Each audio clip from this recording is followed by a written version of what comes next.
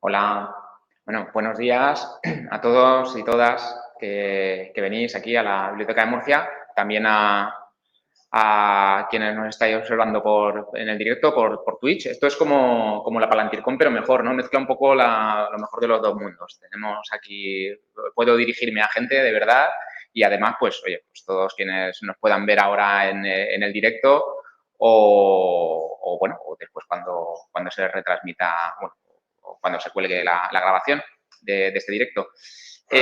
Bueno, quiero dar primero las gracias a todos los que los habéis organizado, los geniales organizadores de todas estas actividades en la biblioteca, la exposición. Recomiendo, si alguien de los que está por Twitch y pasa por Murcia, que la vea mientras esté, porque está muy bien. Y bueno, yo hoy he venido a hablar de un tema, bueno, de un tema que me gusta mucho, del que he hablado muchas veces, pero nunca se acaba. Es como cuando dices, Tolkien, ¿se pueden decir más cosas de Tolkien? Pues sí, siempre se pueden decir más cosas de Tolkien. ¿Y se pueden decir más cosas de los elfos? Pues sí, porque es un mundo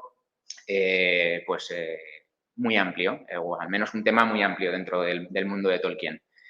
Y que además es un tema protagonista. Depende de también qué obra, ¿no? En el Hobbit igual no son muy protagonistas los elfos, son más bien o el compañero ayudante o el adversario, según en qué escena, en qué pasajes. En El Señor de los Anillos, pues ya sí que hay algún elfo más protagonista, y sobre todo en el Silmarillion, donde son los claros protagonistas. Y además hasta el punto en el que pues, los elfos de Tolkien han influido mucho en nuestro concepto de lo que son los elfos hoy en día, pero ya sabemos que no son los únicos elfos, hay muchos más elfos en el imaginario colectivo a lo largo de los siglos en los que se ha hablado de ellos o se ha escrito sobre ellos. Entonces yo lo que quiero comentar hoy, de lo que quiero que hablemos, es pues precisamente de este tema, de qué tienen en común estos elfos de Tolkien, que los aficionados a Tolkien conocemos, y pues los otros elfos, y qué tienen de diferencias, y si tienen realmente mucho que ver o no tanto, y si no es así, por qué Tolkien los llamó elfos, y todo este tipo de cosas, ¿no? Y los que me conocéis, pues sabéis que a mí me gusta mucho indagar en los aspectos lingüísticos de todos los temas de los que hablo. Y por lo tanto, pues vamos a empezar también pues, por el aspecto lingüístico de los elfos, ¿no? ¿Qué son los elfos? Nos vamos a buscar la definición en el diccionario o los diccionarios, que desde luego, pues para Tolkien sería un punto de inicio muy importante, porque de hecho él trabajó haciendo diccionarios también. Y aquí ya nos encontramos una de las primeras, bueno, no sorpresa, pero sí una de las primeras curiosidades, que es lo distinto que es un elfo según a qué diccionario te vayas. Aquí he puesto 3 ejemplos. La definición pues, de nuestro diccionario del español, luego el OED, que es el Oxford English Dictionary, que es en el que estuvo trabajando Tolkien en sus años mozos, cuando pues, recién salido de la carrera y vuelto de la guerra. No se llamaba Oxford English Dictionary todavía, pero bueno, él estuvo trabajando en él. Y luego también he buscado una definición en otro diccionario muy emblemático, que es el Deutsches Wörterbuch, el diccionario alemán de Jacob, que inicialmente hizo Jacob Grimm, por aquello de que pues, era otro autor muy interesado en la mitología. Y una de las cosas que vemos es que la definición en alemán y en inglés son muy semejantes. En ambos casos hablan bueno, en inglés dice seres sobrenaturales de las creencias teutónicas, con poderes mágicos formidables, que ejerce para el beneficio o pues para perjuicio de la humanidad. Y la definición en alemán, aquí comprimida porque era mucho más larga, pues también dice cosas parecidas: un genio, un demonio, un incubo, puede ser bueno, luminoso, o puede ser pues un enemigo, ¿no? de la oscuridad. Y, sin embargo, en español dice algo muy distinto. En la mitología escandinava, bueno, algo tiene que ver con lo de la mitología teutónica, la escandinava es solo la de los países escandinavos, pero dice algo muy distinto, genio o espíritu del aire. No parece que tenga mucho que ver. También yo creo que aquí, pues los que escogieron esta definición para el diccionario de español, pues creo que patinaron un poquito, porque creo que se confundieron con lo que sería un silfo más que con un elfo. Y es que realmente la cuestión es que los elfos no son españoles, no son de la tradición española ni mediterránea, son de la tradición pues, de los alemanes, de los ingleses, etcétera. De hecho, esta definición ni siquiera es una definición tradicional. El diccionario del español no tenía palabra para elfo hasta 1992, hasta la 21ª edición, que es cuando pusieron esta definición. Y no se usaba mucho. Yo busqué en diccionarios etimológicos del español a ver qué decía sobre los elfos y decía que los elfos en español, en la literatura española, no empezaron a usarse, no empezaron a salir, a estar presentes hasta el siglo XX. En realidad no es así, porque también busqué un poquito más y en el siglo XIX, pero no antes, sí que ya había alguna mención. Tengo, de hecho, aquí la más antigua que encontré, que es de 1872, no hace tanto. Y la quiero citar esta y otra de 1880 porque indican, o sea, dan una idea de algo interesante, de cómo ha llegado esta palabra al español. La del 1872 era de Ferran Augusto, una inspiración alemana, y pues era una especie de cuento o de poema en el que hablaba de cosas tradicionales de Alemania. Decía, cuéntame algo de Alemania. Sé que hay castillos encantados, ruinas habitadas por espíritus benévolos, oscuras cavernas que ocultan gigantes rencorosos. Habla de más cosas, de enamorados que se levantan de la tumba silenciosa. Y decía, y sé que en los ríos hay amantes ondinas, en los bosques elfos desengañados, en las montañas gnomos opulentos y generosos. La otra referencia, también del final del siglo XIX, era un poema en el que hablaba de las sencillas historias de las viejas y de las cruces de mayo que han dado vida en el oscuro bosque a 1000 fantasmas vagos, y hablaba también de sitios donde se encuentran viejecitos enanos que nacieron cerca de los hogares y los elfos que, jugando con las ninfas y las hadas, habitaban en estos bosques. Entonces, ¿qué es lo que encontramos de cuando empezó a utilizarse la palabra elfo en español? Pues que realmente solo se utilizaba en contraste con otras criaturas. Pues hablaba de ondinas del mar, los enanos de las montañas y los elfos de los bosques. Y además, en ambos casos, en referencias a tradiciones extranjeras. Es pues como cuando aquí, pues como si fuéramos a hablar de la tradición de un país exótico, en este caso pues no tan exótico, estaban hablando de Alemania, del norte de Europa, y habla de las criaturas de esos países, y ahí mencionaban a los elfos. Y luego se ha ido incorporando pues, a partir de esas tradiciones. En inglés en alemán, en todas estas lenguas germánicas sí que es algo más tradicional, que existe desde la Edad Media, pero bueno, también ocurre como en español. En español se ha ido introduciendo a partir de influencias extranjeras, y la de Tolkien es muy importante, tanto que si te pones a buscar en el corpus del español, yo también estuve buscando referencias, 1 de cada 4 referencias a los elfos en el corpus español, que incluye libros, artículos periodísticos, todo tipo de material que va recogiendo la institución que crea este corpus, 1 de cada 4 referencias era una referencia explícita a los elfos de Tolkien, del Señor de los Anillos, del Silmarillion, etcétera. En inglés esto no es así porque, como decía, existe la palabra desde la Edad Media, pero también hay una influencia importante. Saqué este gráfico del corpus, en este caso del inglés, de cuántas veces por millón de palabras aparece la palabra elf, o en el plural elves. Y pues va fluctuando. Esto igual es solo una interpretación mía sesgada, pero me llamó la atención pues que en los últimos 30 años pues ha ido fluctuando. El corpus te da los datos de 5 en 5 años.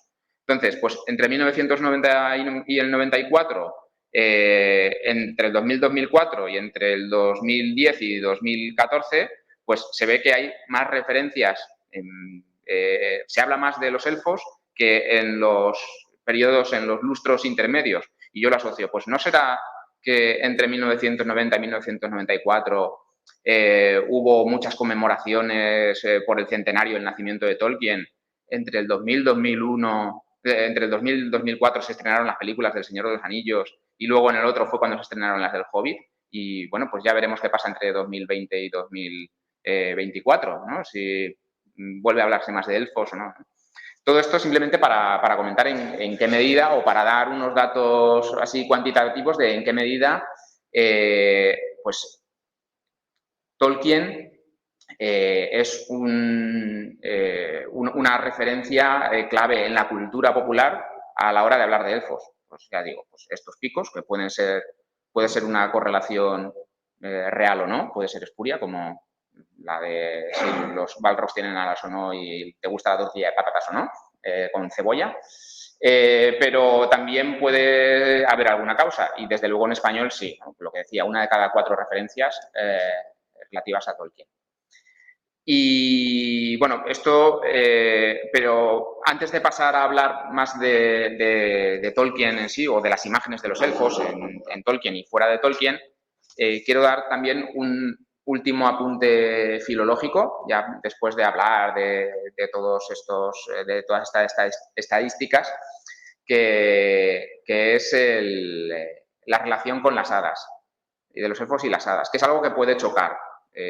Yo imagino que en general puede resultar un poco raro juntar estas dos cosas, porque las hadas tienen para casi todo el mundo una imagen muy particular y que, bueno, pues puede tener que ver con los elfos porque son, pues, personajes fantásticos, mágicos, pero las hadas también tienen en nuestra mente, pues, una figura muy, muy particular, que puede ser bien la de la imagen de las hadas de tipo Peter Pan, de Campanilla, pero también puede ser la hada madrina, puede ser... Y es algo que parece no cuadrar mucho. Sin embargo, quiero hablar de esto porque tiene mucha importancia para lo que voy a comentar después, cuando deje los aspectos filológicos. Y es que en inglés realmente sí que hay mucha relación entre los elfos y las hadas. De hecho, es casi lo mismo, al menos tradicionalmente. Esto es uno de los primeros textos, si no el primero, en el que sale la palabra fairy en inglés, del siglo XIV, uno de los cuentos de Canterbury, de Geoffrey Chaucer. Y aquí pongo esto que no se lee muy bien porque el escriba lo ponía con esta letra tan historiada. Está un poquito más marcada 2 palabras. Lo que dice aquí era, en inglés medio, decía algo como all this land fulfilled of fairy, que es la última palabra del primer renglón.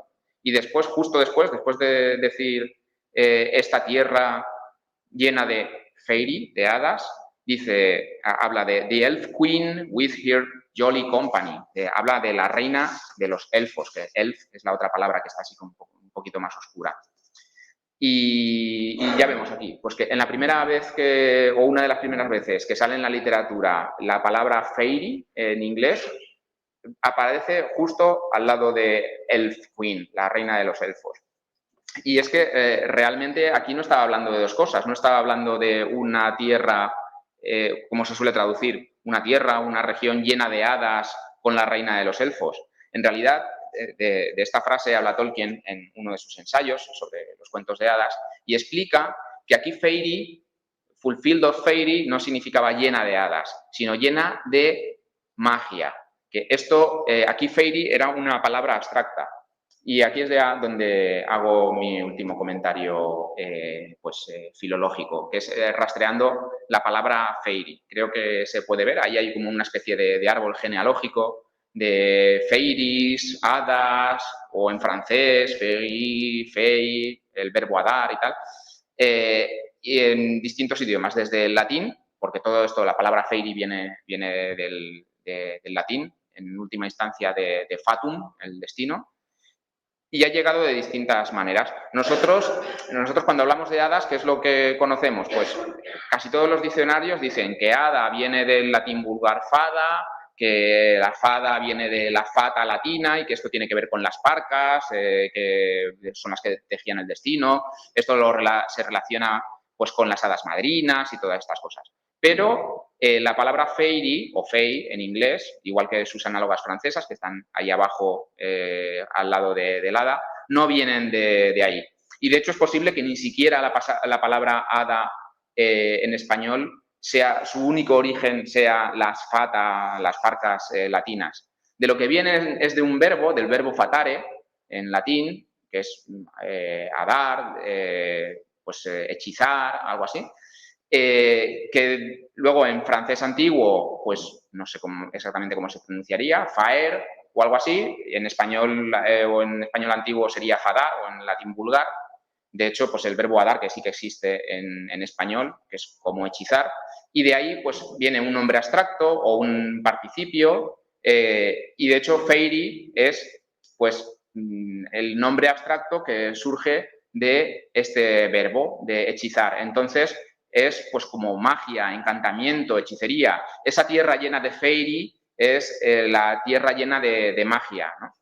Entonces, bueno, ahí arriba también está la definición que dice el diccionario en inglés de fairy o de fey, que es casi la misma que dice de los elfos.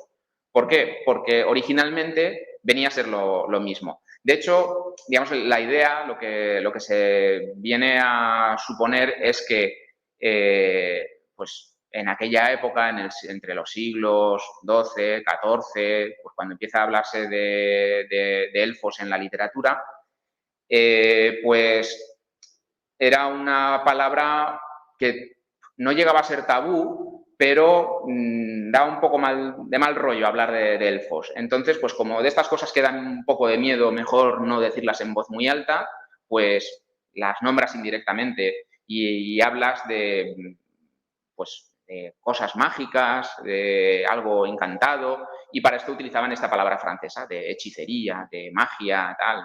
En vez de hablar de los elfos, pues hablas de los seres de fairy, ¿no? De estos seres mágicos.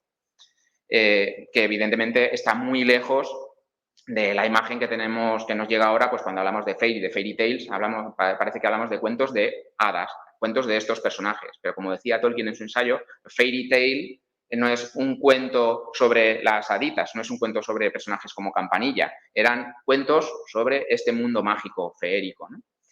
Y esto lo quería comentar porque tiene mucho que ver con la imagen tradicional de los elfos. La imagen tradicional de los elfos, de hecho, es que no era muy definida. Estoy hablando pues de la Baja Edad Media, pues cuando empiezan a aparecer en la literatura y en el Renacimiento, porque eran, pues eso, un mundo mágico, secreto, oculto. A los elfos, o fairies, se les conocía más por sus efectos sobre las personas con las que podían haber tenido en contacto. No eran tanto personajes con los que la gente se encontrara. ¿En qué se pensaba cuando se hablaba de elfos? Pues en niños que desaparecían. Se los han llevado un niño que se lo ha llevado a los elfos. O niños que... Se hablaba mucho de los niños. A los niños se les metía mucho miedo con lo de los elfos. Pero a los mayores también. O se utilizaba para explicar ciertas cosas incómodas o problemáticas, pues como plagas, enfermedades. Incluso, por ejemplo, hay un motivo tradicional muy recurrente que es el niño al que han secuestrado los elfos y te lo han cambiado por uno de los suyos. Pues hoy en día podemos verlo con otros ojos. Pues hay niños, desgraciadamente, pues que nacen pues con ciertos problemas y son raros o tienen comportamiento raro o físicamente tienen algo que no acaba de cuadrar con lo que espera la gente. Pues hoy le damos una explicación. Pues hace siglos, pues decían, pues mira, me lo han cambiado por un elfo, ¿no? Este tipo de cosas. Y bueno, estoy diciendo cosas así todo muy siniestro.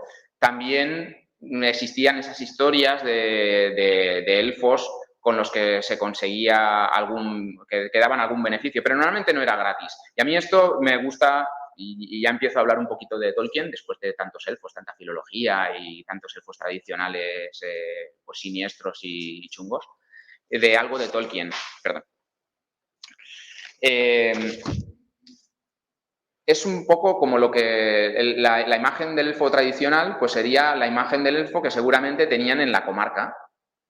Y lo que le pasa a la gente que se mezcla con elfos, pues sería lo que le pasaba a Bilbo. Y ahora no estoy pensando en la perspectiva de elfos, sino la de sus vecinos, ¿no? Los vecinos de la comarca, que un día ven que uno de sus señores, hay Bilbo, un señor pues muy respetable, pues desaparece y luego vuelve y vuelve con tesoros. Qué bien, vuelve con tesoros, pues ahí los elfos no son todo malo, ¿no? Pero el señor Bilbo ya no se vuelve tan respetable cuando vuelve de tratar con los elfos y luego se va, parece, y la gente habla mal de Bilbo, se ha vuelto loco, ¿no? Pues un poco el trato con los elfos tradicional tenía este tipo de cosas. O bien te llevaba a problemas, o eran causa de enfermedades y de males, o si pues te daban tesoros, pues venía siempre con algún peaje. Esto es el concepto tradicional de los elfos y las hadas.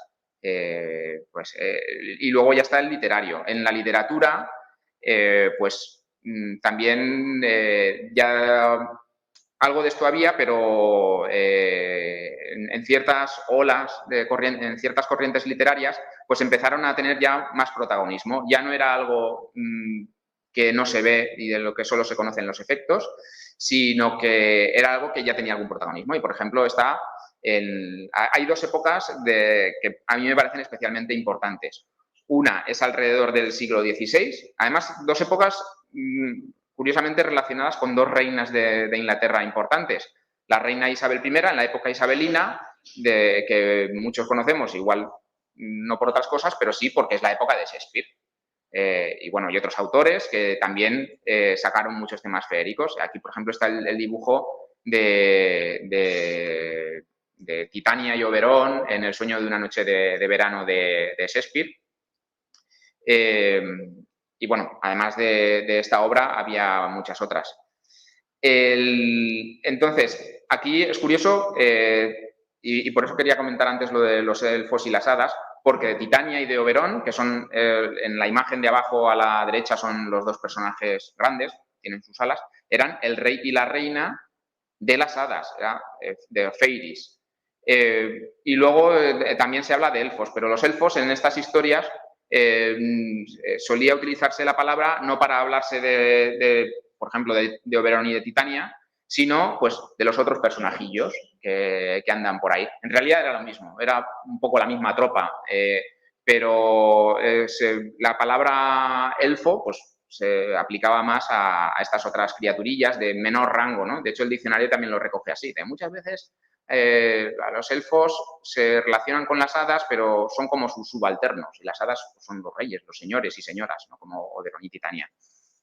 Y de este tipo de referencias, pues está muy nutrida la literatura. Y luego hubo otra época muy importante, que ya no era la de la reina Isabel I, sino un par de siglos después, la reina Victoria. En la época victoriana, que es sobre todo el siglo XIX y también un poquito el principio del siglo XX, que es precisamente la época pues, en la que Tolkien pues se fue nutriendo, ¿no? En la época en la que Tolkien era pequeño o joven y también incluso se puede considerar, ¿no? Los primeros escritos que hizo Tolkien pues también pertenecen a esta época victoriana.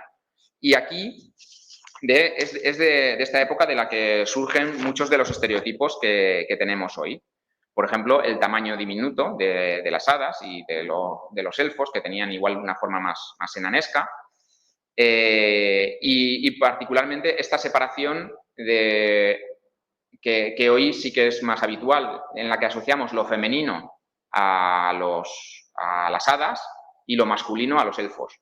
Aunque también se puede matizar, ¿eh? Luego tengo que comentar cosas muy interesantes sobre esta distinción del papel femenino de las hadas y el masculino de los elfos, que no es tan así. Pero bueno, en la época victoriana no voy a decir que es donde se generó, pero sí que se acentuó mucho esta distinción. Fue una época en la que las hadas tuvieron muchísima presencia en muchos aspectos culturales, no solo en la literatura, también en las artes pictóricas, en las artes escénicas, incluso en la literatura espiritualista y demás. En las artes escénicas, por ejemplo, de hecho, uno de los hitos fue la obra de teatro de Peter Pan, que hoy es un clásico y en aquella época, por lo que he leído, debió causar sensación. Fue un poco como, debía ser como cuando estrenaron la película de The Matrix, porque la representación teatral de Peter Pan incluía a los personajes cogidos con hilos y volando por en medio del escenario. El propio personaje de Campanilla, que era solo una luz que iba por ahí por el escenario, no hablaba, ¿no? y se oía un tintineo. Pero era obra de teatro de principios del siglo XX con efectos especiales potentes, ¿no? Y concretamente también jugaba mucho con la presencia que tenía todo este tema de las hadas en la sociedad. Imaginaos que hoy asociamos pues, Peter Pan pues, con el cuento para niños, pero la gente que iba al teatro al principio del siglo XX pues, no eran niños principalmente, eran pues, señoras con vestidos así muy pomposos, señores con sombrero y monóculo y tal. Y hay una de las escenas de Peter Pan que es la escena en la que se muere Campanilla y luego tiene que resucitar para que siga la obra. ¿Y cómo resucita? Pues en el libro creo que simplemente en la forma del libro pues lo narra, que da palmas, ¿no? Como se dirige al lector. Pero en la obra de teatro también Peter Pan se dirigía al público, a los señores y las señoras, que les decía que tenían que creer en las hadas, que tenían que decir que creen en las hadas, porque las hadas se mueren si no crees en ellas y reviven si la gente cree en ellas. Entonces, pues te ven a los señores que tenían que ponerse ahí e interactuar en la escena y decir que creían en las hadas, ¿no? Era una cosa que estaba muy presente en la sociedad, y la polémica de la creencia o no en las hadas, de una forma o de otra. Y me he perdido un poquito. ¿Qué quería decir? Es que me enrollo. Bueno, sí. Pues bueno, estas son cosas muy particulares de los elfos. Y luego también los que me faltaban, los elfos de los que me faltaba hablar, aparte de estos, eran de los elfos de Navidad, de los que hay aquí abajo a la derecha. Los elfos de Navidad también surgieron en la época victoriana a partir de otro tipo de literatura, que era pues la literatura dirigida a amas de casa, básicamente, en Estados Unidos. Era un tipo de literatura, pues salía en revistas y demás, en las que las cosas se apartaban a veces de lo tradicional, pues, y les daban un aire pues, de lo que pues, en aquella época se pensaba que le gustaba a las amas de casa, que pues como era la sociedad como era, pues tendrían que leer sus cosas de mujeres y no lo mismo que leían los hombres.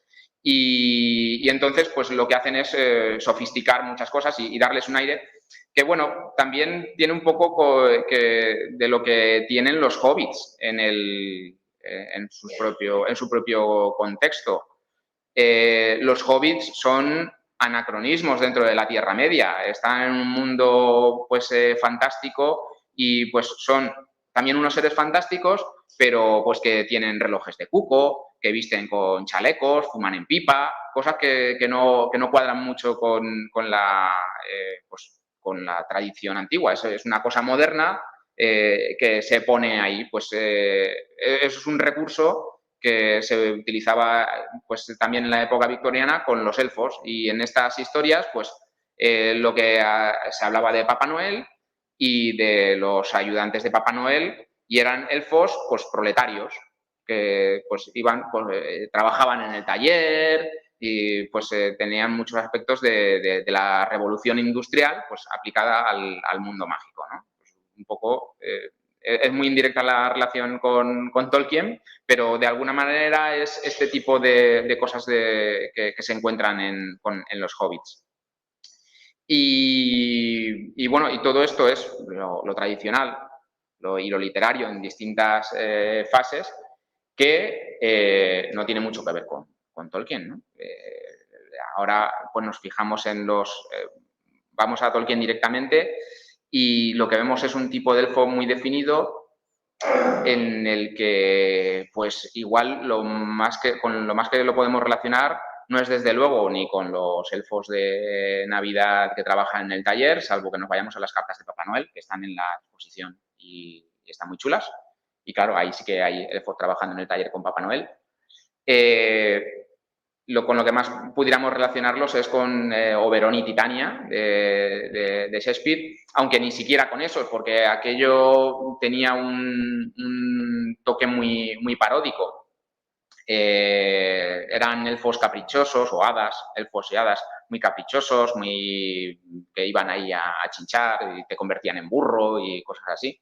Mientras que los elfos, pues aunque lo que es la imagen física sí que pudiera parecerse más a aquellos elfos si les quitas las alas que había en el dibujo, pues tienen otro carácter.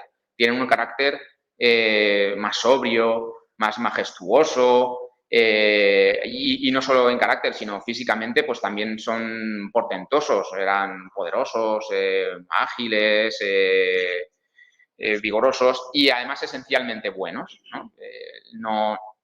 No te iban a convertir en burro como Verón y Titania, sino pues que igual te podías meter en problemas si te mezclabas con los elfos, como le ocurría a los enanos en el Hobbit, pero no había ningún tipo de maldad en ellos. De hecho, digamos que eran los principales pues, oponentes al mal, a la sombra y a la oscuridad. Y además también una de las cosas que llama la atención, aquí voy a entrar también un poco en detalle porque es un tema muy curioso, es lo de la estatura. Hemos visto los elfos pequeñitos o no tan pequeñitos, pero que desde luego no son como los altos elfos de Tolkien. Además, altos en distintos sentidos. La expresión de altos elfos la menciona Frodo cuando están por el bosque cerrado. Oyen a un jinete que se acerca, se esconden, ven que es uno de los jinetes negros y el jinete negro es ahuyentado por algo que suena por ahí. Es una canción élfica, los elfos que se acercan. Y cuando les oye cantar, Frodo dice, son altos elfos, han nombrado a Elbereth. Bueno, ahí lo de altos elfos, dice altos elfos desde un punto de vista espiritual, han nombrado a Elbereth, son los altos elfos que descienden de los que venían del oeste, etcétera. Pero para Tolkien esto también era muy literal, porque curiosamente, pues para él esta estatura espiritual, moral, la representaba también físicamente. Sabéis que Tolkien tuvo su época en la que de repente se ponía a hacer cuentas de todo y una de las cuentas, aparte de las cuentas de los años, pues hacía también las cuentas de las estaturas de los personajes. Y hay un texto que está en los cuentos inconclusos en el que menciona, incluso hace sus comparaciones. Aquí lo tengo representado temáticamente. Y decía que los hobbits, que están ahí en medio, se les llamaba medianos porque su estatura era la mitad de la estatura media de los Númenóreanos, que son los Dúnedain, los descendientes de los Númenóreanos cuando vinieron a la Tierra Media, los Dúnedain, se encontraron a los hobbits, veían que medían la mitad que ellos y los llamaron medianos. Entonces, pues los que están ahí a la derecha, los Dúnedain, a la derecha están los hombres, hacia la izquierda los elfos. Entonces, sabemos por el prólogo del Hobbit que medían entre 90 centímetros, 1 metro o algo así los hobbits, con lo cual los Númenóreanos, los Dúnedain, medirían pues por lo menos 1,90, 2 metros sería la estatura media. Y luego, de hecho, más altos que los hombres de la Tierra Media. Y luego estaba el caso extremo de Elendil el Alto, del que lo tiene cuantificado, lo pone en pies, pero vendría a medir como 2,40 metros Elendil el Alto. Y los elfos, por supuesto, también tenían lo suyo. Se dice que los primeros elfos que nacieron pues tendrían la estatura que tendrían más o menos los humanos. Luego, pues, algunos fueron menguando, los que se quedaron en la Tierra Media, los que fueron a Valinor también eran más altos en estatura, en centímetros, y luego estaba el más alto de todos los hijos de Ilúvatar, era Thingol, el elfo. Entonces, si el más alto de todos los hijos de Ilúvatar era Thingol, pues mediría 2,5 metros, yo qué sé, algo así. Y bueno, luego esto es muy curioso. Aquí tenemos también a Elendil y Galadriel, que las proporciones no están mal, pero lo digo porque, claro, uno se fija de tantas cosas que criticamos de esto está mal en la serie y tal, pues bueno, las estaturas proporcionalmente no están mal. Se supone que Galadriel mediría, esto también lo comenta en el mismo texto, como 1,90 m o algo así. Pues bueno, si Elendil medía 2,40, pues no estaría mal en proporción, aunque bueno, Pau Gasol estaría entre ellos dos, si queremos hacernos la representación real de los 2,14 metros de Pau Gasol. Y además, luego, esto también es muy importante, Elendil no tenía barba.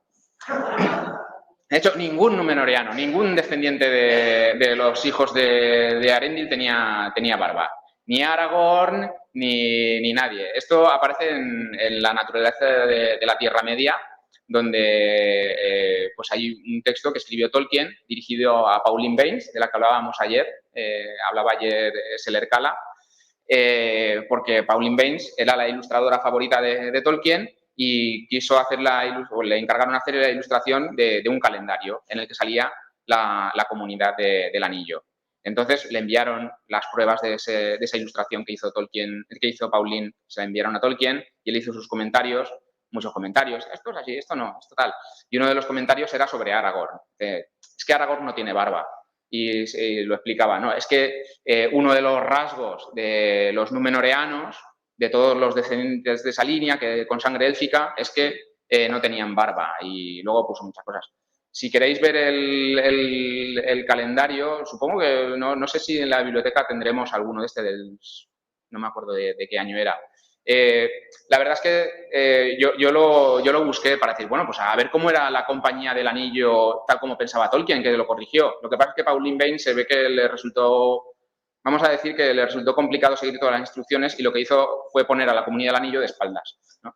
Entonces se les ve yendo hacia el oriente. Sí, Tolkien también dibujaba de espaldas, como decía Seller ayer. Bueno, paréntesis cerrado. Aunque, bueno, no tanto. Otros rasgos de los elfos de Tolkien interesantes. Bueno, lo que estaba hablando ahora de las barbas. Elendil no tenía barba, ni Aragorn, ni Boromir, ni ninguno de estos que descendían. Debía ser un gen dominante lo de no tener barba entre los medioelfos y descendientes de los mismos. Porque los elfos no tenían barba, más o menos, ¿no? Hay un elfo que sí que tiene barba. En El Señor de los Anillos, Círdan tiene barba.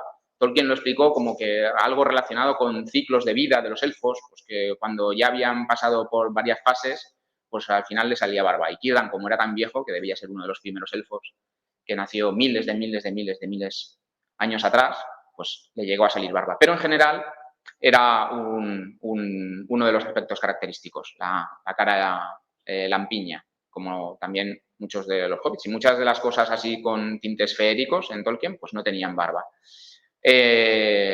Y bueno, también está el aspecto simbólico de los cabellos de los elfos. Todos recordamos a Galadriel, que enamoró a Gimli, que le pidió 3 cabellos. Pues los elfos debían tener un pelo maravilloso. Y además el color también tenía su aspecto simbólico. Esta ilustración es de los 3 emisarios de los elfos a Valinor, que se encuentran pues, con los Valar, imagino que son los que hay a la derecha, y los 3 son Ingwe, Finwë y Elwë, que están aquí representados y son fáciles de reconocer porque eso sí que lo sabemos. Finwë y todos los descendientes de Finwë directos y muchos de los Noldor tenían cabellos negros como pluma de cuervo, decía Tolkien. Entonces, pues Finwë debe de ser el que está aquí más arrodillado. Luego Ingwe sería el que tenía los cabellos dorados y Elwë, pues posiblemente el que tenía pues, los cabellos plateados. Y además esto también debía ser dominante porque se refleja mucho en sus descendientes. Entonces, ¿de qué color eran los cabellos de los elfos? Pues depende de qué familia, pues si son familia directa de alguno de estos, está claro que tenía el mismo. Legolas no lo sabemos, ¿vale? Vamos a dejar el color del pelo de Legolas para el turno de preguntas, si queréis, porque es un tema muy complicado. Y bueno, no sé, otro rasgo típico, lo de las orejas puntiagudas, que igual muchos creen que mucha gente piensa que es algo de fanart, ¿no? Pues como los elfos tradicionales muchas veces se les dibuja con las orejas exageradamente puntiagudas, pues a los elfos de Tolkien también, pero no es solo fanart, incluso también hay textos de Tolkien en los que apunta a que era un rasgo que les podía caracterizar a los elfos y a los hobbits. Y bueno, pues en fin, muchas de estas historias, ¿no? Y ante esto viene la pregunta, si o sea, cuando hay tantas diferencias entre los elfos tradicionales y los de Tolkien que estamos viendo, ¿por qué Tolkien escogió llamarlos elfos, ¿no? Si no son los elfos tradicionales, son una cosa que se inventó él.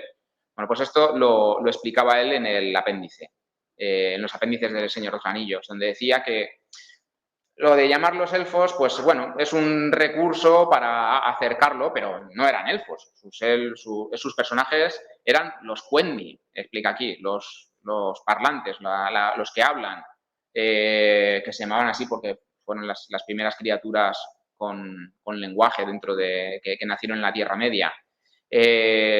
Que el Quendi era el nombre de toda su especie, y Eldar es el otro nombre que utilizan. Era pues, el grupo de los Quendi que fueron a Valinor. Y entonces decía en los apéndices, he utilizado la palabra elfos para traducir pues tanto Quendi como Eldar, porque esta palabra era la única que encontraba disponible. Es decir, para él elfo no era una palabra que realmente tuviera que describir a sus personajes, pero bueno, era una traducción, la única que encontraba disponible, porque hubo una época en la que sí que se podía aplicar al recuerdo de esta gente tal como lo preservaban los hombres. O al menos para lo que es el pensamiento de los hombres no era algo tan distinto, ¿no? Aunque es una palabra que ha disminuido y para muchos ahora sugieren pues cosas delicadas o simplemente tontas, ¿no? Estúpidas. Entonces, pues bueno, pues esta era la respuesta de Tolkien, que sus elfos no eran elfos, sino que los elfos, o sea, los elfos de la tradición, en realidad eran una fantasía creada por los hombres que, de alguna manera, tenía cierta influencia de lo que fueron estos Quendi, estos Eldar, que él tradujo como elfos, ¿no? Entonces, un poco esta es la idea que está detrás de todo esto, que hubo en algún momento en el que los hombres tenían recuerdos de los elfos, y estos recuerdos se parecían de los Quendi y de los Eldar, y que este recuerdo de los Quendi y de los Eldar pues se parecía a los elfos. ¿Y en qué se parecían? Pues lo voy a comentar también, aunque antes de comentar cuáles son los aspectos que realmente vienen de aquellos elfos tradicionales y que están en los de Tolkien, quiero desmontar algunos mitos sobre los elfos tradicionales. Hago una pequeña pausa para rehidratarme.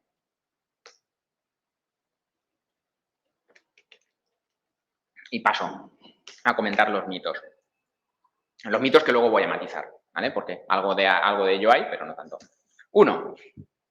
La tradición nórdica muestra cómo eran los auténticos elfos. Luego lo comentaré. Este recuerdo que tenían los hombres de los Quendi y de los Eldar, según en este contexto que cuenta Tolkien, y que en alguna ocasión sí que estaban bien reflejados en lo que llamaban elfos, pues es efectivamente la tradición nórdica, que se encuentra pues, en las Edas y demás. Entonces, uno de los mitos que hay en la cultura popular es que pues, en aquellos textos sí que se puede encontrar esa imagen de los auténticos elfos de los que, o al menos lo más parecido a los Quendi y los Eldar de los que hablaba Tolkien en aquel pasaje del apéndice. Pero esto no es verdad, porque la tradición nórdica no habla mucho de los elfos. Los menciona, o sea, el nombre de los elfos aparece por ahí de vez en cuando, pero no hay historias de elfos y no hay, o sea, bueno, pues voy a buscar una historia de elfos en las Edas, pues no hay historias sobre elfos en las Edas. Las Edas, pues para quien no lo conozca, pues fueron escritas en el siglo XII en Islandia por Snorri Sturluson, al menos la Edda poética, y la Edda en prosa fue escrita por Snorri Sturluson, que es la parte más narrativa. Y luego hay una Edda más antigua que también pues parece que pudo ser recopilada en gran parte en aquella época, puede que algo también por este Snorri, otras cosas no.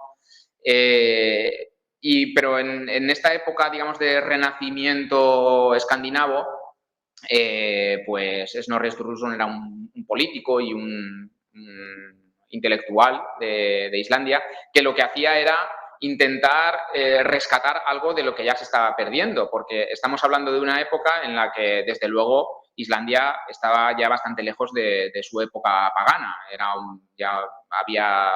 Tenía una sociedad muy civilizada, muy cristianizada, etcétera.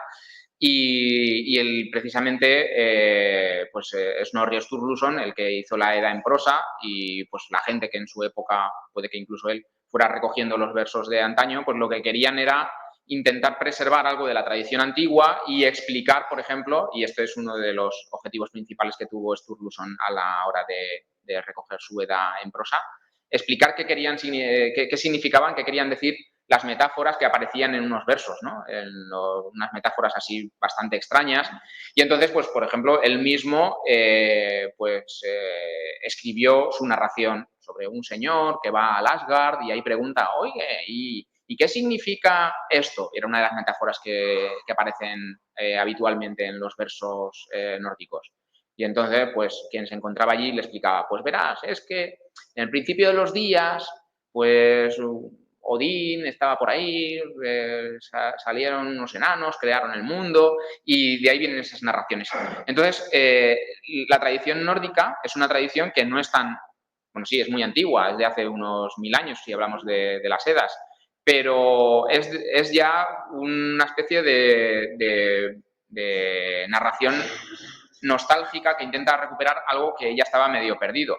Y por lo tanto, lo que he comentado antes de que los elfos en la tradición inglesa, cuando empiezan a aparecer en la literatura, pues son algo ya muy misterioso y que no se recuerda bien y es algo confuso, pues también ocurría en la tradición nórdica. ¿Y qué es lo que vemos de los elfos? Pues que hay una especie de Alfheim, hogar de los elfos. Se les relaciona a algunos personajes, se les ponen calificativos de que son como élficos, tal, pero no aparecen elfos. Y de hecho lo más parecido a los elfos que hay en los mitos nórdicos son o sea, como personajes, son los Svartalfar, los elfos negros, que no está muy claro si son elfos o si son enanos y tal. Es todo muy confuso en la tradición nórdica. Otro mito. La idea de que los elfos diminutos son una consecuencia de la tradición literaria moderna. Antes he comentado que algo de esto hay, ¿no? Que en la época victoriana pues, se pusieron más de moda los elfos y las hadas pues, más diminutos, más delicados, etc. Pero no es solo consecuencia de la tradición literaria moderna. De hecho, ya lo acabo de comentar, que en la tradición aún más antigua de los escandinavos, los elfos también parecen confundirse bastante con los enanos. Y bueno, de hecho es que es algo inherente a ese mundo mágico oculto de lo que no se ve, pues una forma en la que pues, puede ser algo mágico, pues es que sea pues, algo más pequeño, que se esconde fácilmente, ¿no? De hecho, volviendo un poco a la idea de lo que comentaba antes, de esos elfos de los que no se sabe muy bien lo que son o cómo son, de alguna manera se puede relacionar con la idea de los monstruos. ¿Qué es un monstruo? ¿Cómo son los monstruos? Los monstruos que son monstruosos, ¿no? Pueden parecer animales o pueden parecer cosas raras, muy inhumanas, ¿no? Pero no hay una imagen muy fija de lo que es un monstruo. En la película de Disney de los monstruos S.A., pues los monstruos son muy distintos. Hay uno que parece una salamandra, otro que parece un oso, otro que tiene cuernos, otro que cosas así. Pues un poco es la analogía que ocurría con los elfos, porque los elfos no sabían muy bien cómo son y cada uno se los podía imaginar de una manera. La diferencia es que los monstruos son monstruosos y los elfos pues no son monstruosos. Podían parecer humanos, un poco más feos, un poco más hermosos, y desde luego pues no eran algo feroz y que pudiera dar un miedo tan físico como pudieran dar los elfos.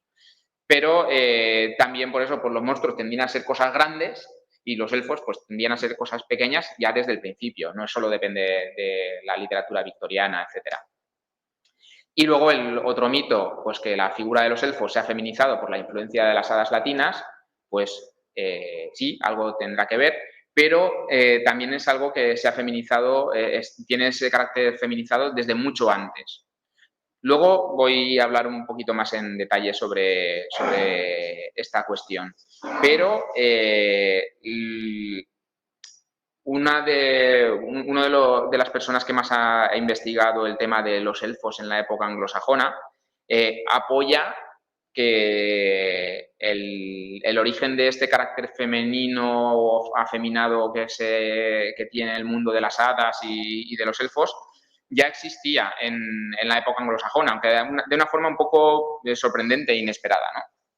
Y la razón era que el mundo de los elfos se asociaba al mundo de la magia, de la hechicería, también un poco a esta idea del secuestro, pero no solo del secuestro físico como el secuestro de los niños, sino también el secuestro espiritual de la persona que se queda embobada cuando entra en contacto con los elfos, pierde la noción del tiempo, de la realidad, luego se vuelve loco, lunático, atontado. Y que tiene mucho que ver con esta rapto espiritual de la seducción y la magia. Y esto era algo que comenta este investigador, Alaric Hall, sobre los elfos anglosajones, que se asocia mucho se asociaba a las mujeres, ¿no? Era un rol femenino, el de la bruja, el de la hechicera, de todo esto, era un rol femenino, aunque curiosamente la palabra elf en inglés antiguo era una palabra masculina. Entonces, en realidad, era un rol femenino adoptado por unos personajes masculinos. Pero que esto no era en realidad tan raro. Es algo que podía ser muy propio de la cultura germánica antigua, porque también existen los personajes femeninos a los que se asocia un rol típicamente masculino de la batalla y tal. No sé si os puede sonar de qué estoy hablando, ¿no? Las valquirias. Entonces, esta teoría consiste en que en el mundo germánico antiguo esta inversión de roles era algo muy característico en las leyendas y en los mitos, aunque no era una inversión de roles por ser una sociedad muy avanzada, sino por lo contrario, porque los roles de lo masculino y lo femenino estaban muy delineados y digamos que el mundo de lo mágico, de lo misterioso, contenía esta inversión de alguna manera como un mensaje de esto es un mundo peligroso, un mundo en el que las cosas no son como deberían de ser y por lo tanto mejor no te mezcles con los elfos, ni con las valquirias, ni nada de eso. Y bueno, pues ya por ir yendo a la parte final de la charla. Vamos a hablar de, entonces, vistos los mitos, la realidad. ¿Cuál es la realidad de los elfos de Tolkien y de dónde vienen, ¿no? Y entonces, digamos, los elfos tienen dos orígenes. Uno es el origen filológico, que tiene que ver más con qué hay de verdad detrás de los mitos nórdicos, de los mitos anglosajones, escandinavos, etcétera, en los elfos de Tolkien. Y luego también hay otro origen del que voy a hablar después. Pero como he estado hablando mucho rato de todo esto anterior, pues empiezo por el origen filológico. Uno de ellos, ya lo decía, es el de los alfar escandinavos. Los que aparecen en las Edas, en la de prosa y la poética. ¿Qué es lo que hay en esta tradición que sí que realmente pues, encontramos en Tolkien? Pues bueno, pues lo que encontramos son muchas criaturas sobrenaturales que pues en algunos casos se relacionan con los Dergar, que llaman, los Dwarfs, los enanos, pero también son compañeros de los Aesir. Los Aesir son los ases, pues los típicos dioses, ¿no? Lo que llamamos dioses, que los escandinavos los llamaban Aesir. Odín, Thor, etcétera. Estos son los conocidos. Pero bueno, luego también hay otros, como Frey, del que se dice en algunos textos que no es uno de los Aesir, sino que es uno de los Vanir, que es como otra familia o como otra raza de dioses. Entonces, pues algunos piensan que quizá hay alguna conexión directa entre los Vanir y los Alfar, que pudieran estar relacionados o que incluso fueran lo mismo, sí, simplemente fueran distinta forma de llamarlos. Y esto se refleja en la obra de Tolkien en dos cosas. Primero, en la idea de que pues, los elfos son seres casi divinos, angelicales, sobre todo pues, los que fueron a Valinor, los Eldar, no todos los Quendis, sino los Eldar en particular. Pues esta asociación que hay en los mitos escandinavos de los elfos con los Aesir, con los dioses, pues la encontramos ahí. Pero también el hecho, también de estos mitos procede el hecho de que haya como dos tipos de elfos en la obra de Tolkien. Están los Eldar, lo que llamaba los Calaquendi, que son los elfos de la luz, y luego están los que se quedaron en la Tierra Media, que igual de estos vienen las historias quizá un poco más siniestras, hablas de los elfos más peligrosos y tal. Los Moriquendi, que eran los elfos oscuros, que de hecho curiosamente, o no tan curiosamente, no creo que sea casualidad, los nombres de Calaquendi, elfos de la luz, y Moriquendi, elfos de la oscuridad, tienen su reflejo directo en lo que en las Edas aparece como Líos Alfar, los elfos de la luz, y los Dok Alfar, o los Svart Alfar, que son los elfos de la oscuridad o los elfos negros. Entonces, esto es algo bastante notable. Y luego está lo que en realidad para mí es una influencia quizá menos obvia, pero que tiene también mucho que ver en aspectos y en historias concretas de los elfos. Antes había dicho que con lo de Feyre y tal era el último comentario filológico que iba a hacer, pero no me puedo resistir. Entonces, aquí también hay mucho comentario filológico, que es lo que se encuentra en los elfos anglosajones. Antes había comentado, creo, y si no lo comento ahora, que los elfos, que en la época anglosajona no había mucha literatura sobre los elfos, y realmente no la hay, no hay historias de los elfos. Las historias de los elfos surgen al mismo tiempo que las historias de las hadas, cuando he dicho antes, ¿no? A partir de la Baja Edad Media, después de la conquista de los normandos, y luego más adelante, en la época isabelina, en la victoriana, etcétera. Y de aquí, de la época anglosajona, anterior al siglo XII, pues no hay literatura, pero los elfos están muy presentes en el vocabulario. Aparecen en muchos nombres, de nombres personales, nombres de lugares sobre todo, aparecen en muchos sitios. Y bueno, si aparecen en tantos nombres es porque alguna importancia deberían tener. Además, no debería ser algo especialmente perverso ni terrible, porque para empezar, hombre, siempre existe en todos los sitios, en todos los países, algún lugar que tiene un nombre chungo, pero no iban a poner nombres de algo peligroso, algo terrible a un montón de lugares. Entonces, pues esto hace pensar que los elfos pues debían de tener algo atractivo para la cultura anglosajona, sobre todo si a personajes como a reyes importantes, el rey Alfred, pues tiene el nombre Elf en su propio nombre, y muchos otros, pues debía ser algo bien considerado en la cultura anglosajona. Pero esto contrasta con cómo aparece luego en la nomenclatura.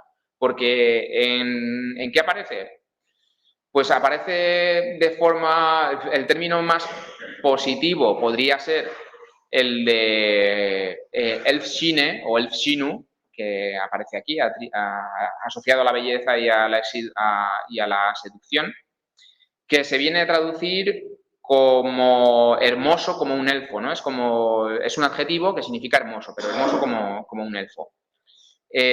Tolkien, de hecho, hizo un poema que es Ides Elfshine, que es hermosa como una dama élfica, en el que un anciano se lamenta de pues, que se ha perdido en el mundo mágico, pues, seducido por una especie de criatura élfica muy hermosa, y pues ha perdido la mayor parte de su vida. Y de repente se encuentra que es viejo, que está al final de su vida y que pues todos sus años pues como que han desaparecido, ¿no?, ante él. Que quizá puede encontrarse una semejanza a la historia de Beren, que se queda hechizado, mudo durante todo un año, durante un montón de tiempo. Y además aparece el nombre de Elfshine, aparece también en una de las traducciones, en la traducción de uno de los nombres de un personaje, de Morwen el Edwen, la madre de Túrin. El Edwen significa doncella élfica, pero cuando la forma en la que lo traduce al inglés es Elfshin, ¿no?, que es el mismo nombre, de la hermosura élfica, ¿no?, o la hermosa como un elfo. Pero bueno, además no solo se asocia a la hermosura, sino también a esto que decía antes, ¿no?, a la seducción y al hechizamiento de alguien al hechizo que puede sufrir alguien seducido por una hermosura élfica. Porque de hecho la palabra Shin, aunque significa brillo, también aparece relacionado en inglés antiguo con palabras como fantasma, aparición engañosa, arte de magia, Shincraft, espectro, etc. Y esta era la palabra, digamos, más con el tinte más positivo. Las otras palabras pues son las que están aquí: Elfsiden, que es influencia de los elfos, una especie de delirio, pesadilla; Ylfageshot, que es el disparo del elfo, que se utilizaba para referirse a un dolor agudo, un dolor interno agudo; Elfsogoda, que significaba succión del elfo y que era una especie de trance, de posesión diabólica; el propio adjetivo Ylfig, que es afectado por los elfos y que se utilizaba para la gente que se volvía loca, lunáticos, etc., ¿no? Entonces, pues lo que está claro es que por una parte tenemos estos efectos o estas influencias malignas de los elfos, pero que por otra parte están muy presentes en la nomenclatura de los lugares, de los personajes, lo cual pues hace pensar que este tipo de amenazas élficas pues podían tener un fondo moralizante y que en realidad podían ser castigos a quien transgredían las normas sociales, culturales, etcétera. Y esto tiene mucho que ver con lo que decía antes, ¿no?, de la inversión de roles. De hecho, una de las palabras, Elfsiden, que es esta influencia de los elfos, que se asociaba a pesadillas, la palabra, lo que está junto a Elf, que es Siden, se traduce como influencia mágica y tiene que ver con algo que está también en la tradición escandinava, que es el Seidr. No me acuerdo cómo se llama, pero es también un tipo de magia que aparece en los textos nórdicos, que es la magia propia de Odín. Una magia que, lo leo, decía que tiene el mayor poder y gracias a esa magia, gracias al Seir, Odín podía saber los destinos de los hombres y las cosas aún no sucedidas y podía matar o causar desgracia y enfermedad y también arrebatar a los hombres el juicio, la fuerza y dársela a otros, ¿no? Todo esto, toda esta influencia que estaba comentando. Y que además se dice en el texto que menciona cómo es este tipo de magia de Odín, que fue una magia que se la enseñó Freya, precisamente, uno de los Vanir, de estos otros elfos. Entonces, es el tipo de magia élfica. Pero no solo eso, sino que además, a pesar de ser una magia empleada por el más alto de los dioses nórdicos, por Odín, era una magia de un carácter que, como dice aquí en la Ynglinga Saga, los hombres considerarían que era vergonzoso hacerlo y se solía reservar a las sacerdotisas o incluso de forma más contundente en uno de los poemas de la Edda Mayor, que es un poema en el que Loki está ahí, como siempre, y muestra su desprecio hacia Odín y la forma en la que lo desprecia es precisamente acusándole de usar ese tipo de magia negra, acusándolo, según la traducción, una de las traducciones de la Edda, y le decía Loki a Odín, en forma de brujo viviste entre hombres, y eso amaricamiento es, ¿no? Entonces, pues bueno, la idea en conjunto lo que incide es que pues, posiblemente este tipo de influencias perversas de los elfos era por transgredir las normas, de normas sociales de hombres dedicados a cosas, a brujerías o tal, o el granjero que vete tú a saber lo que hacía y por eso su ganado pues cogía una enfermedad o las cosechas se les arruinaban, etcétera, ¿no? Un daño moral, ¿no? Autoinfligido a causa, pues como decía, de transgredir las normas.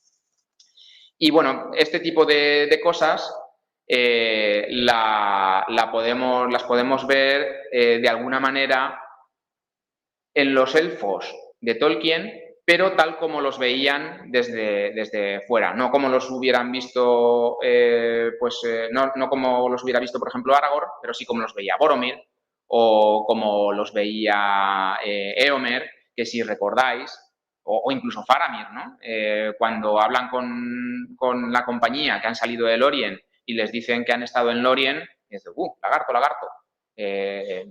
No nos podemos fiar de los que vienen, de los que han tenido tratos con la dama élfica, porque les pasan cosas raras. O sea, toda esta idea, ¿no? Tiene mucho que ver con todo esto que vemos de los elfos anglosajones. Y ahora ya sí, para ir finalizando, todo esto era el origen filológico, pero también hay un punto muy filosófico en los elfos de Tolkien y que para él era una cuestión esencial, ¿no? Bueno, no solo para él, también aparece también en muchas obras de fantasía, aunque de otra forma y no especialmente con elfos. Parto de una cita que muy importante, que aparecía en una carta que escribió poquito después de publicar El Señor de los Anillos, pues que alguien, el Michael Stride, no me acuerdo quién era, pero bueno, alguien le preguntaría sobre los elfos. Y lo que explicó Tolkien sobre los elfos y los hombres era que ambos, elfos y hombres, son aspectos distintos de lo humano, ponía humano entre mayúsculas, y representan pues distintas visiones del problema de la muerte. Decía, los elfos y los hombres en sus formas encarnadas están emparentados, pero representan distintos experimentos de este tema, ¿no? Cada uno con sus tendencias naturales y con sus debilidades. Los elfos lo que representan son los aspectos puramente artísticos, estéticos y científicos de la naturaleza humana, elevada al nivel más alto de lo que se puede encontrar en los hombres, ¿no? Entonces, pues de alguna manera, los elfos para Tolkien representaban todo esto que quería recuperar de las tradiciones anglosajonas, nórdicas, etcétera, pero también eran, como decía aquí, su experimento literario para representar pues un aspecto particular de la humanidad. Uno de ellos, lo que decía en esa cita, es el problema de la muerte, que aparece pues, en el conflicto que hay entre la longevidad de los elfos y la vida eterna de los hombres. Y cuando hablamos de vida eterna, evidentemente no nos referimos a la vida mundana, la vida en el mundo, que no es eterna, tiene pues los años que tenga la vida de una persona antes de morirse, pero sí en esta idea más mística, más religiosa, de que pues, después de la muerte hay otra vida, ¿no? Entonces, para Tolkien esto era un conflicto, porque él, pues desde sus convicciones religiosas, pues evidentemente morirse era el paso a una vida mejor. Pero para él la muerte era una tragedia, porque la muerte es una tragedia para todos y para alguien que ha perdido a sus padres cuando era pequeño, que ha perdido a sus mejores amigos o a casi todos sus mejores amigos en la guerra y pues ha tenido una infancia, una juventud muy marcada por la muerte, pues evidentemente pedirle que simplemente por sus convicciones religiosas pues no le parezca algo trágico y desagradable, pues no es fácil. Entonces, él tenía ese conflicto. Por una parte, intelectualmente, debía considerar la muerte como un don, porque era el paso a una vida mejor, pero como experiencia, pues era algo desagradable. Y esto él lo representa también en un conflicto en sus historias, en el hecho de que nadie está satisfecho. Los hombres están insatisfechos porque se van a morir, pero luego los elfos, los hombres son, he dicho antes, los hombres están insatisfechos porque van a morir y van a abandonar el mundo. Los elfos están insatisfechos porque ellos van a vivir tanto tiempo como vive el mundo, pero cuando se acabe la historia del mundo, al menos ellos creen, no se sabe qué va a pasar. Posiblemente desaparezcan, como todo. Y además, su mundo va languideciendo y ellos van languideciendo también, ¿no? Pues, ese conflicto, esos contrastes, pues él los expresa literariamente de esa manera. Y bueno, también en esto tiene mucha importancia su idea de la caída, lo que llamaba la mácula de Arda. Melkor, luego Morgoth, se dedica a ir destruyendo lo que hacen los Valar. Entonces, pues todo lo hermoso, todo lo que es bueno, él va metiendo ahí su semillita oscura, su sombra, y pues por culpa de eso, pues el mundo es un mundo caído, en el que los elfos languidecen, porque el conjunto de la Tierra no es como Valinor, donde sí que se preserva un poco de la beatitud original. Los elfos languidecen y para los hombres, pues la muerte también es pues eso, una tragedia, como decía. Y bueno, pues los elfos de alguna manera también son esa aproximación a lo que él hubiera pensado que sería la humanidad si no hubiera existido esa caída, esa oscuridad que existe en el mundo. Son ideas filosóficas. Y ya termino aquí, que es hablando de otras figuras élficas, pongo entre comillas, en la ficción moderna. Porque todas estas cuestiones que he comentado antes justo ahora, sobre la mortalidad y ciertos conflictos filosóficos y demás, y luego también la idea tradicional de los elfos, de lo que es humano pero no, y entonces es algo peligroso, etcétera, o cómo enfrentarse a otras visiones de lo humano, no es algo exclusivo de Tolkien, no es algo, evidentemente, que solo haya existido en el pasado y que Tolkien lo haya rescatado. Existe y ha existido siempre. Lo que pasa es que en el siglo XX, bueno, a lo largo de la historia, no solo en el siglo XX, pues lo que imaginan los escritores, la gente que hace mundos imaginados, pues va cambiando con la sociedad y con el mundo.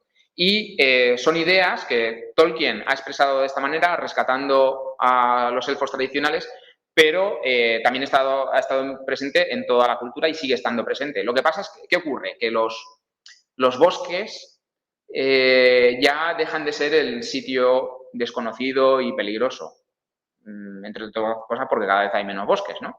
Pero de alguna manera, pues el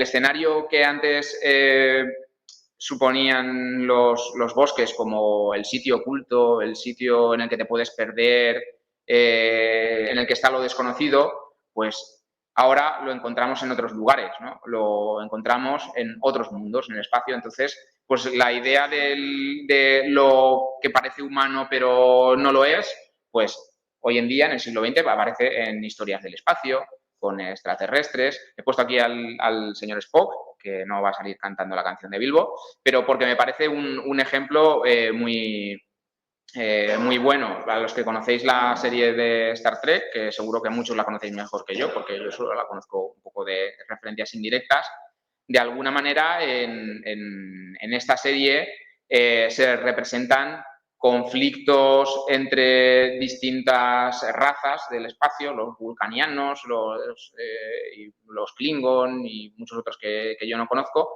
que proyectan también cuestiones sociales, cuestiones psicológicas, etcétera.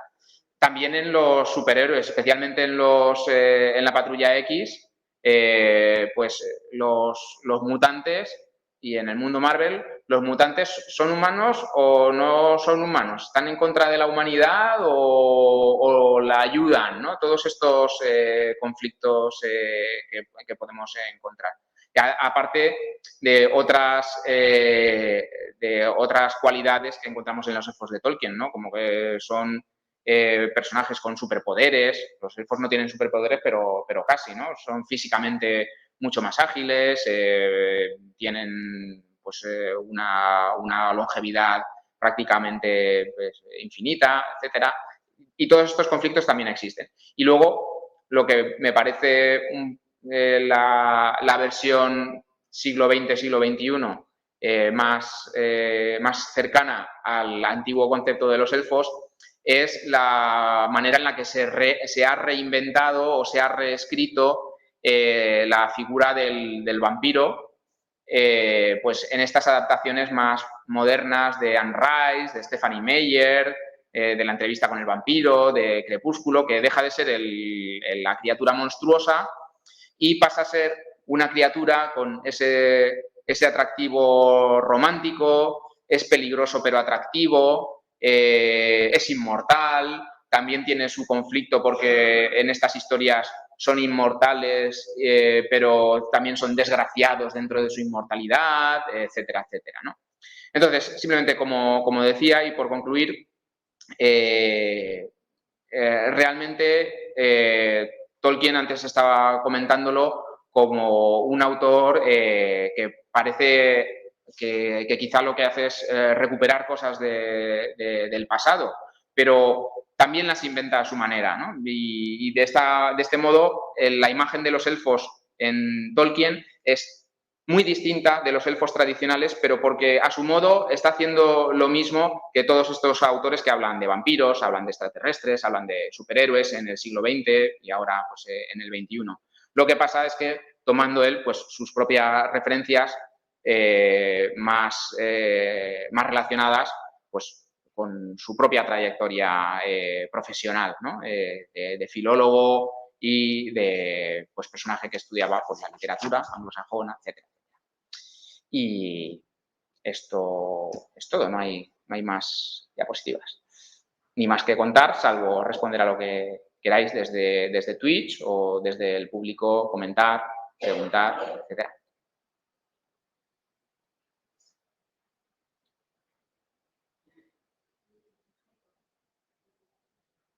Uy, para los demás elfos. Ah, gracias, gracias.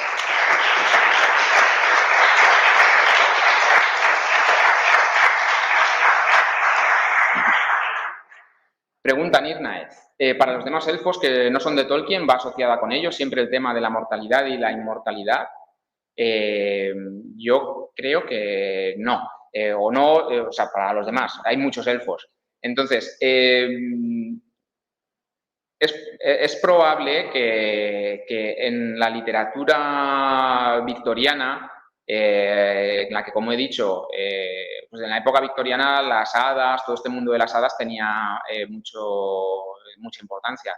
En las artes pictóricas, como decía, en el teatro y también, decía, en la literatura espiritual, ¿no? Había muchos autores que hablaban de elfos, de hadas, concretamente, más que de elfos, de hadas, relacionándolo con aspectos espirituales. Entonces, en esta época, ahora no me acuerdo, tenía por ahí apuntado un autor que no recuerdo muy bien, no recuerdo quién era, pero que escribió también libros sobre las hadas, pero no en plan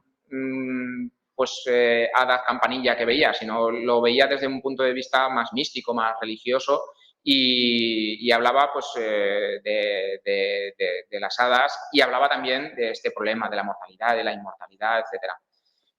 Pero antiguamente los elfos ni siquiera se cuestionaba si eran mortales o si eran inmortales. Eran cosas que te encontrabas por ahí y eran algo extraño, ¿no? Entonces, yo creo que esto es algo muy propio de Tolkien, no necesariamente original de él, pero que no ha estado siempre en el tema de los elfos.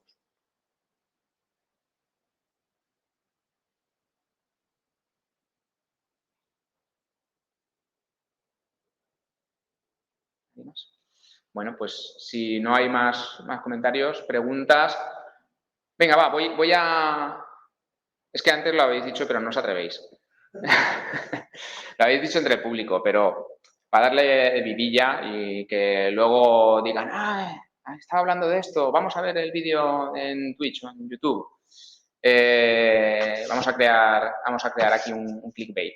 Está la pregunta, ¿qué opinaría Tolkien de los elfos caribeños? ¿No?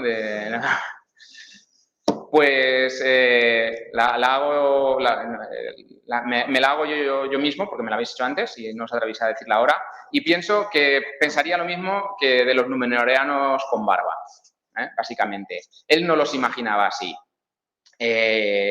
porque él tenía su propia imagen particular, pero creo que no hay razón para escandalizarse de que para Tolkien, la imagen de lo que pudiera ser el Elfshine ¿no? La hermosura élfica seductora, en el caso, o la belleza élfica en general, tuviera que ser de hombres sin barba o en general gente con la tez de un color o de otra. Lo mismo que tampoco hay que, no hay que escandalizarse de eso porque Tolkien ya es un clásico, ¿vale? Y los clásicos es literatura que pues se escribe de una manera en una época y que trasciende, ¿no? El interés de esa literatura trasciende los cánones, los parámetros de la época en la que se escribió, que es ya hace muchos años, ¿no? Estamos hablando del siglo pasado,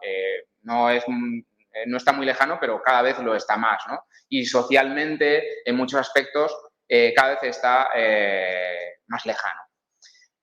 Y entonces no hay que escandalizarse de que un autor que hoy sigue teniendo mucho impacto, tuviera unos cánones de lo que es bello, de lo que es hermoso y tal, distinto de lo que socialmente se puede aceptar hoy.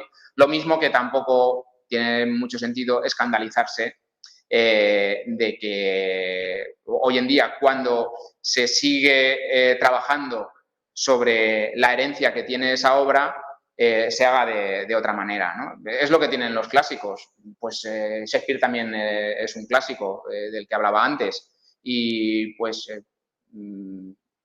a Shakespeare se le sigue admirando por mucho que ciertos cánones, y ya no estoy hablando solo en temas sociales respecto a lo racial, sino pues de lo que son las clases sociales, lo que es el rol del hombre y la mujer, pues fueran muy distintos. ¿Por qué? Porque precisamente el mérito de una obra, es un mérito, no un demérito, el que una obra clásica tan antigua siga teniendo hoy en día mucho impacto, lo cual implica necesariamente pues, que muchas cosas se reinterpreten. Entonces, no hay ningún motivo para escandalizarse ni de una cosa ni de la otra, pero ante la pregunta específica de ¿y Tolkien se lo hubiera podido imaginar así? Pues no, y no pasa nada. Sí, por ahí, comentario. Vale, yo quería pensar que lo de la evidentemente pasa por el tipo de virtud, pero que en otros casos, creo que sí, porque yo el elfo es súper alto, y en realidad lo que hace es hacer bastante, y luego para él es el alto, que luego se repite, pero también fue como saber la carrera del tiempo. Entonces yo creo que también es un poco a veces simplemente para hacer ver que es un personaje discriminatorio, ¿no? Sí. También, sí. Sí, a ver, no es una cuestión de estatura moral. Los hobbits eran muy bajitos. Estatura moral más que los hobbits, vamos. Pero sí, tiene mucho de eso. En eso estoy de acuerdo. Y pregunta Finduriel por el Twitch, ¿son los elfos de Tolkien decadentes en la tercera edad? En la tercera edad, a ver, depende de lo que... No sé exactamente si con lo de decadente quieres decir esto, pero si lo que quieres decir es que en la tercera edad los elfos estaban languideciendo, se estaban volviendo algo con cada vez menos poder, sí, evidentemente. De hecho, el propio Rivendell y Lorien son dos reductos donde la elficidad sigue existiendo, se dice, por el poder que tienen los anillos que guardan Elrond y que guarda Galadriel.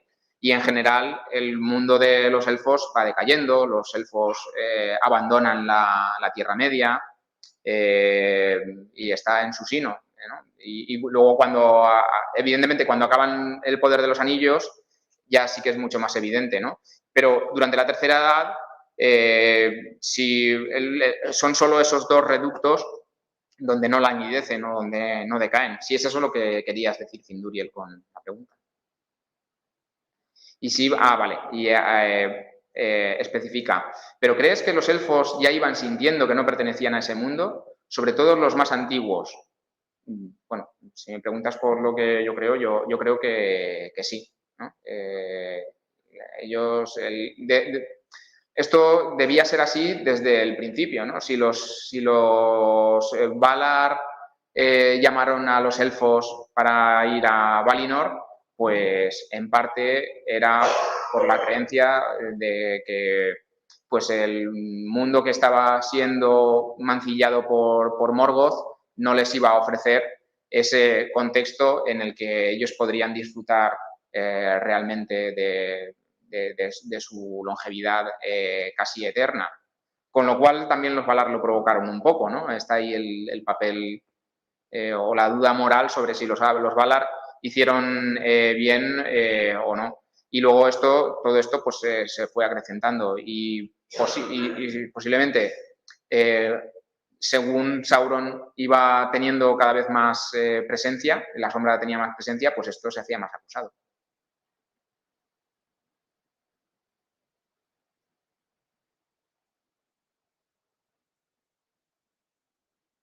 Ya está. Bien, pues sí, nos acercamos a la hora y media. Creo que hemos apurado bien, ¿no? El tiempo. Así que, de nuevo, os agradezco a los presentes y, bueno, presentes físicamente y a los presentes virtualmente en Twitch por haber escuchado y, bueno, espero que sigáis disfrutando porque sigue habiendo actividades. La semana que viene una mesa redonda, me parece, ¿no? De los esmiales organizadores que están haciendo un trabajo maravilloso. Y repito, a quien se acerque por Murcia, que pase por la biblioteca. Y luego, pues, más actividades en las siguientes semanas, hasta el 16. Así que muchas gracias por vuestra atención y nada, nos seguimos viendo.